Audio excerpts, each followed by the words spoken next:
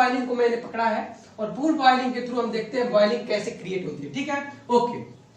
Suppose that ये कोई आपकी वेसल है, ठीक है, इस वेसल में यहाँ पे लिक्विड है, इसी के थ्रू हम अच्छे से देखेंगे। देखिएगा यहाँ पे हम हीटिंग मीडियम दे रहे हैं, ठीक है, हीटिंग मीडियम है कोई भी इसी के थ्रू, ठीक है, ओके।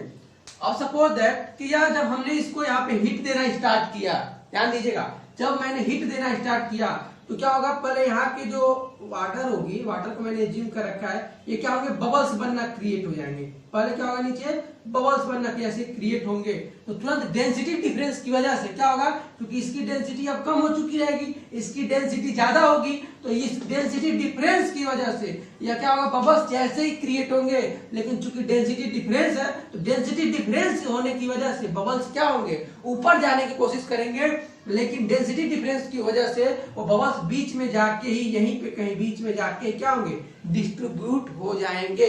यानी यह जो प्रोसेस आपको देखने को मिला A to B, यानी इसको हम बोलते हैं न्यूक्लिएट बॉइलिंग। न्यूक्लिएट बॉइलिंग वह बॉइलिंग होता है इसमें जब कोई लिक्विड को हम हीट करते हैं और जैसे ही वो लिक्विड बबल्स बनना स्टार्ट होता है और वो बबल्स क्या होते हैं, ऊपर जाने की कोशिश करते हैं, लेकिन डेंसिटी डिफरेंस की वजह से वो बबल्स क्या होते हैं, डिस्ट्रीब्यूट हो जाते हैं। ठीक है, ओके। यानी ये पहला प्रोसेस हुआ आपका A to B, A to B पहला। दूसरा आपका आता है B to C। B to C में क्या होता है, अब हम और हीट ट्रांसफर रेट करते हैं और टेम्परेचर बढ़ाते गए। अभी तो थोड़ा कम किए थे, बस यहाँ का लिक्विड बबल्स बना था, अब क्या किए हम और हीट देना स्टार्ट किए। अब यहाँ तो बबल्स बना ही था सर, साथ में साथ अब ये भी बनने लगा। लीजिए कहानी अब और बढ़ गई, ध्यान से देखिएगा। अब सारे लिक्विड आपका बबल्स क्रिएट कर रहे हैं सर, और जब सारे लिक्विड बबल्स क्रिएट करेंगे यानी मैक्सिमम हीट ट्रांसफर रेट आपको देखने को मिलेगी। अभी तक नीचे बस कर दे, अब सारे बबल्स बढ़ा क्योंकि मैंने टेम्परेचर को और इंक्रीज कर दिया है, ध्यान दीजिएगा। यानी इस फिनोमिना को हम बोलते हैं B to C। अभी A to B समझिए, यहां से यहां था A to B, लेकिन हमने क्या किया, अब ये जो बाकी था ना उसको भी हीट दे दिया, यानी B to C तक चले गए, B to C। और B to C को हम क्या बोलते हैं, न्यूक्लिएट बॉइलिंग। यहाँ पे आपको मैक्सिमम हीट ट्रांसफर रेट देखने को मिलेगा, maximum heat transfer rate. Okay, अब होता क्या है, ध्यान लिखिएगा, जब आपको और इसको हीट, अब सारे बबल्स बन रहे हैं, अब आप इसको और हीट देते जा रहे हैं, तो आप देख रहे हैं कुछ मैंने फिगर क्या किया, डाउन कर दिया। आप देखें A to B nucleate boiling और टेम्परेचर दिए और हीट ट्रांसफर रेट बना, C पे जाकर मैक्सिमम मिला।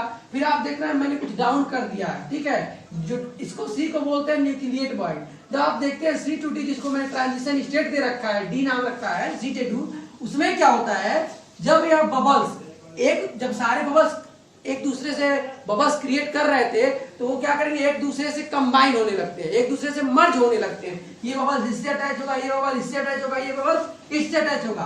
तो जब बबल्स एक दूसरे से कंबाइन करने लगते हैं तो कुछ की डेंसिटी हाई होती है, कुछ की डेंसिटी कम होती है। ओके, तो जब किसी की डेंसिटी हाई, किसी की डेंसिटी कम होती है, तो बबल्स क्या होते हैं, जो बबल्स आपकी हाई डेंसिटी होगी, जो इसकी डेंसिटी कम होगी, जिसकी डेंसिटी हाई होगी, तो जाहिर सी बात है जो वेटेड होगा वो नीचे आएगा, जो हल्का होगा वो ऊपर जाएगा, जो भारी होगा वो नीचे आएगा। ठीक है, तो जो नीचे आते हैं तो क्या होता है, वो नीचे ऐसे, यहाँ पे ध्यान दीजिएगा सर, यही पे थोड़ा समझने वाली बात है। अब कुछ बबल्स जो डेंसिटी डिफरेंस होने की वजह से नीचे आ गए, और नीचे आ गए तो क्या हुआ सर, एक लेयर क्रिएट हो गई, यहाँ पे एक थर्मल रेजिस्टेंस आपको देखने को मिलेगी यहाँ पे। और जब एक थर्मल रेजिस्टेंस क्रिएट हो गया, यानी अब एक वहां पे लेयर क्रिएट हो गई, और लेयर से अब हीट ट्रांसफर रेट कम मिलेगा, क्योंकि अब बस आपको हीट ट्रांसफर रेट इससे मिलेगा ना कि इससे मिलेगा, क्योंकि ये उसके टॉप पे है, तो यहाँ पे आपको हीट ट्रांसफर रेट कम टू मिल रहा है। यानी तीसरे में आपको देखने को मिल रहा है C to D।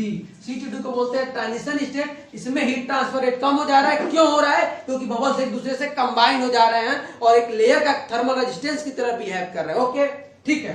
अब आप देखेंगे D to E, और D to E आप कुछ ऐसा देख रहे हैं कि मैंने D to E जो है वो इससे भी ज्यादा बनाई है, यानी देखिए या इससे भी आगे गया है। ठीक है, इसमें क्या होता है सर, अभी तक तो बस और हम टेम्परेचर इंक्रीज कर, अभी तो कम किए थे, अब और टेम्परेचर इंक्रीज कर रहे हैं, इतना इंक्रीज कर दिए कि ये सारे बबल्स सब एक दूसरे से कंबाइन हो गए। लीजिए पूरा का पूरा लेयर क्रिएट हो गया, ये सारा लेयर बन गए, ध्यान दीजिएगा, सारे के सारे क्या हो गए, लेयर क्रिएट हो गया। और सर अब क्या होगा, अब यहाँ पे कहानी ये हो गई कि जब लेयर हो गई और लेयर से अब क्या होगा, लेयर से अब रेडिएशन के फॉर्म में हीट निकलेगी, और रेडिएशन की जब हीट निकलती है तो वो होता है Q प्रोपोर्शनल T के पावर 4। ओहो, अब तो यहाँ पे रेडिएशन की कहानी हो गई, और आप जानते हैं रेडिएशन से मैक्सिमम हीट ट्रांसफर रेट, और उस फिनोमेना को हम बोलते हैं D2E, that is called film boiling.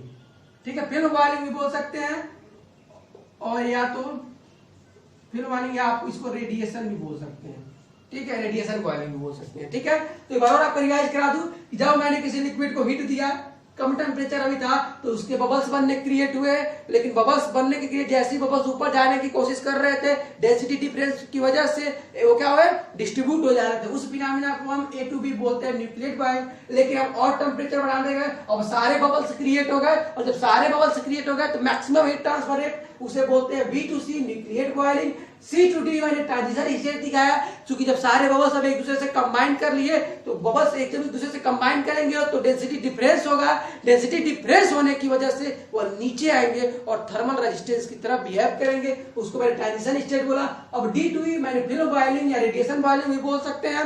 उसमें क्या हुआ, सारे आपके जो बबल्स एक दूसरे से कंबाइन हो गए और पूरे लेयर क्रिएट कर दिए, और अब चूंकि जब ये सारे लेयर बन गए, अब यहां से यहां हीट निकलने के लिए रेडिएशन निकलेगी, किसी मीडियम की जरूरत नहीं होगी। यहाँ पे बबल्स थे और यहाँ पे लेयर थी, तो इसके थ्रू हीट निकल रही थी, लेकिन अब सारे के सारे हो गए, अब कोई मीडियम नहीं है। तो ये था आपका बॉयलिंग। उम्मीद करता हूं दोस्तों आपको अच्छे से समझ में आया होगा। अगर कोई आप कॉन्सेप्ट नहीं समझ में आता है बेसिकली टॉपिक से रिलेटेड, तो आप कमेंट बॉक्स का सहारा ले सकते हैं। Thank you friends watching my this video.